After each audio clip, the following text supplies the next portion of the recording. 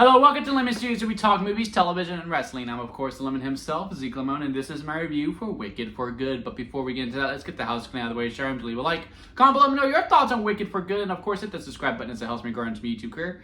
I would greatly appreciate it. Now, all that out of the way, let's get into it, shall we? So, that first Wicked movie was a real pleasant surprise to me because I originally really wasn't looking forward to it.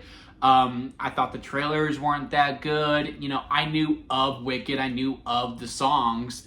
And, I went into the movie just kind of like checking it off the list, if you will, right? And when I tell you that movie gave me a punch to the face in the most complimentary way because I fell in love with those characters. I fell in love with the world. So much so that typically when, there's a book and they split it into part 1 and part 2, right? Or if they split anything, like if there was a television show that they converted to a movie and they split the season in half, I usually am pretty good at refraining myself from looking up things that's going to happen in the next project, just so that I can go in completely blind all the way through. Wicked was so good to me that I couldn't. I had to know what was to come when this movie came out. Did that hurt it? I don't think so when I went into it. Overall, I did enjoy the film. However, my issues come within the fact that it was an Act 2. Now, granted, any sequel really is an Act 2 to his predecessor of Season 1. But where I have issues with this film, because, I was sitting next to someone who was very much a really big-time Wicked fan, has definitely seen the Broadway show multiple times, and, they were loving every second of it. Even afterwards, like, are you a fan of Wicked? I was like, yeah, I am. She was a lovely person. And she goes, they come here every year. You need to see it on the Broadway show. If you enjoy these movies, you're going to enjoy that because they basically did that. I was like, okay, cool. Yeah, no, I do plan on seeing the Broadway show at some point. But with this being a movie, because going into this precise act that I heard was originally 40 minutes, is we only have a 15-minute break and then you go into it. Yeah, I will be able to swallow that a little bit better. But that the creators, Jon M. Chu and, Warner Brothers said, hey, we're going to have you wait a year to see how the story concludes. And when you go into it and it's stretched to 2 hours, which I honestly really didn't feel. I didn't feel the 2 hours that much until we got to the end. That's when I was like, man, this movie just keeps on going. Not in a necessarily a bad way. It's just when we are starting to wrap everything up, that's when I started to feel the runtime. So I don't think the stretching of 40 minutes to 2 hours hurt it that much to me. I don't think it's the weakest crutch of the film. It's definitely a crutch because, again, you do feel the runtime as you're approaching the ending. But my problem within it is that as an Act 2 to a property like Wicked that is part of the Wizard of Oz, where you are essentially going into this film that you are kind of doing fan service to the first movie, because in the beginning, and that's another thing, this movie takes a hot minute for it in order for it to get going. And actually not until the wedding, to me, where I do feel like the movie really does start to sing, full pun intended, because they're just constantly reminding you of that first film. There's some melodies with the songs from the first film. And granted, again, I have not seen the Broadway show, so I don't know if this is part of the music in Act 2, but as a movie that I had to wait a year to go see and who loved those first songs, and really, even before seeing Wicked, were the only songs I kind of truly knew, it did feel like it was the studio and Jon M. Chu going, okay, we know these are the stronger songs, let's pay some fan service to them and have them playing throughout so that way, the audience is happy, right? And therefore, it kind of causes an identity crisis because they keep reminding you of its predecessor in that way. And then the other way how this movie kind of has an identity crisis is that, yes, it is very intertwined with Wizard of Oz. Now, a lot of people are upset with me on TikTok when I said that on my review. Well, not a lot of people, it's just one comment, and I do need to reply to it. Is this movie is so intertwined with Wizard of Oz, and it's not even the story beats of it, of what is to come and how Wizard of Oz ties in to Wicked for Good. it's some of these lines that are said, and the way that it is set up is very much on the nose of, hey, this is fan service. Like at one point, Elphaba is literally lens to her face. She's looking directly at the camera, pretty much going, I'm off to see the wizard. I'm just like, okay, well, yeah, I know that line. You know what I mean? Now, the actual story beats of how things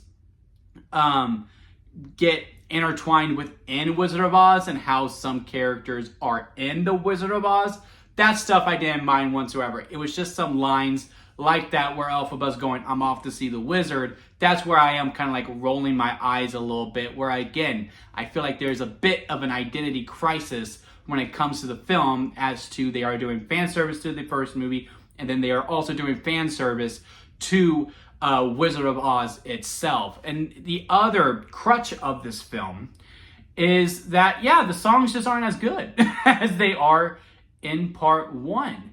And there are a couple that I do genuinely think are good. Like, I honestly think No Good Deed rivals Defying Gravity in a lot of ways. That song, when it ended, when I tell you big pop from the crowd, was huge. And I was like, yeah, no, that song definitely deserved the ovation that it got in my theater. I also think the finale, titled For Good, is also pretty well, it's really good in the movie as well. Now, I will say the songs have a better narrative purpose, as I do think they are pushing things forward, as opposed to just waiting a whole entire moment just to sing about this one thought within the film. As you know, Wicked Part 1, yeah, sometimes the moment stopped a little bit just to show what they were thinking. You know, like, I love The Wizard and I jam that song out constantly still. She is just kind of, the whole movie is kind of stopping just to show how happy Elphaba is that she is going to the school, right? And Wicked for Good, I do feel like the songs are, yes, there are a couple of them where they are just a thought, but I do think the songs are pushing the narrative forward, which I do appreciate quite a bit. And when, you know, again, when the wedding happens, that you see in the trailer, there's a wedding. Once we get there and it starts to progress, I do think the movie really does pick up momentum. And because that's where I do feel like that is where the movie does have its own identity. And it is trying to talk about things that it has on its mind, as opposed to thinking about the past or thinking about where it's going, even though, yes, it just has a lot to juggle through it. And again, even though this is 2 hours long, and I do think once we get to the wedding, there is a story there and it does beef up a little bit better, at the end, I do kind of feel like I watched a 2-hour highlight reel in some ways as well, because some of the moments and the character moments just get really washed over in a lot of ways. Like the conflict between the wizard and Elphaba, I thought there would be a little bit more hate there, and like they see each other and there is a conversation and it actually feels like reconciled in a lot of ways. I'm like, I don't know, I feel like Elphaba would have been a little bit more angrier. And also, you know, Elphaba and Glinda have conflict within the film. And when they do have conflict, you know, it is very entertaining. It's a lot of fun to watch. Then they go their separate ways. And then when they see each other again, it's like snappy comment rebuttal. Okay, now we're good. Like, it's just, I wanted to sit in it a little bit more, because, you know, every single interaction that they have should feel a little bit more heavy, because again, the relationship is breaking a little bit more every time they see each other, so that when we do get to this climactic thing that we get to, I'm not trying to spoil anything if you haven't seen Wicked for Good, which I do think a lot of people who are going to click on this have seen Act 2, so I think I can talk openly about spoilers. But anyway, when you do get to that, I wanted to feel a little bit more, but it just kind of came off a little silly in some ways. And that could have been the intent. Again, it's probably like that in the Broadway show too. But as a film, it just didn't give the right gut punch that I feel like it really wanted to hit, to me personally. But again, at the end of the day, I did have a good time. I laughed a good chunk. Glinda is still my favorite character in this world, if you will. She says a line in this movie that I am definitely going to steal, and It's basically, man, I actually forgot it, but I will remember it later on. But she's basically saying, you can take your time, but please get going. And when I tell you, one of the biggest laughs I ever got.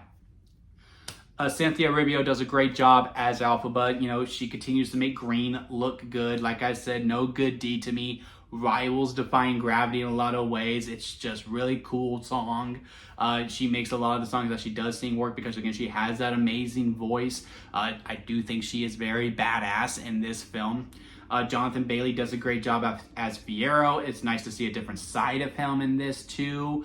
Again, I'm not trying to go into spoilers or anything, but you know who is a little bit more hard-headed in this round. Nessa, I still can't stand, but I think that's by design. I'm not supposed to like her, so kudos to the actress for portraying it that way. But to me, though, the real standout of this whole entire film is Michelle Yeoh. She honestly could get Oscar nomination for how good she does at just being this villain that you just despise. Like, I hated this woman in a lot of ways. And again, Michelle Yeoh does a fantastic job within that. And when we got to the ending, yeah, I did feel some things. I got a little teary-eyed. I'm not going to lie to you. I thought, you know, it wrapped it up in a nice bun. It's just how we got there in some ways. And I do think the year-long wait and that this was an Act 2 that probably we should have just merged all into one. But I really wouldn't be able to begin where we would cut things. Because, I think part one of this saga is like nearly perfect. And this one does have its moments. It's just really hard to tell what you would do. This probably would have been the best plan. It's just maybe, you know, we might have to tweak some things here and there.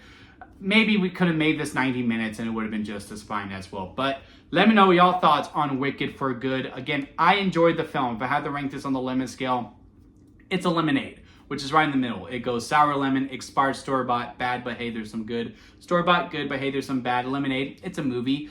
Freshly squeezed lemonade, very good, minor problems. And then strawberry lemonade at the very top because that's the best kind of lemonade. Yeah, this one is a lemonade, maybe store-bought lemonade, depending on the mood that I'm in on. While, you know, that first Wicked movie was freshly squeezed, flirting with strawberry in a lot of ways. And I think that's where most of my frustrations come in, is because I love that first one so much. And this one, it's fine. But yeah, let me know y'all thoughts on it down in the comment section. Leave a like if you made it this far within a review. I do greatly appreciate it. And hit that subscribe button, as I am trying to grow into my YouTube career. And don't forget to squeeze the days, guys, because life is too short not to give your all. So squeeze every opportunity that you can. Until next time, I'll see you here at Lemon Studios.